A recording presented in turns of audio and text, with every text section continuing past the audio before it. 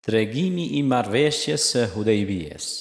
Në vitin e 6 pas Hijrit, pejgamberi ynë I dashur Muhammed a.s.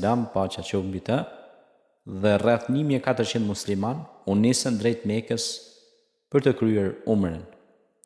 Ata nuk kishin ardhur për luftë, por vetëm për të vizituar Qaben dhe për të kryer adhurimet islame. Kur arritën afër Mekës, jo besimtarët kurejshitë I ndaluan dhe nuk I lejuan të hynin në qytet.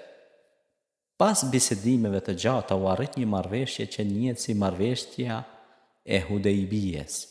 Kjo marrëveshje, duke I padrejtë dhe shumë musliman, u ndjen të zhgënjur, por pejgamberi Muhammed a.s. pranoi kushtet me mençuri dhe durim. Allahu e shpalli këtë marrëveshje si fitore të dukshme. Pas kësaj, shumë njerëz e pan drejtësinë dhe urtësinë e Islamit dhe filluan ta pranonin fenë e Allahut. Kjo ngjarje tregon qartë se Islami udhëhiqet nga urtësia, durimi dhe bindja ndaj urdhrave të Zotit. Pas 2 vitesh, muslimanët hynë në Mekë, pa gjakderdhje dhe falën armiqtë e tyre.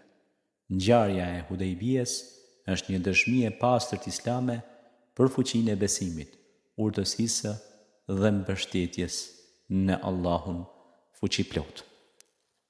Besimtarët kanë urtësinë, kanë besimin, paqen. Andaj, marrëveshja Hudejbijes është një mesazh I fuqishëm për mbar botën të tregohet se si besimtari ka synim paqen dhe të shtrijë dorën e pajtimit dhe marrëveshjes.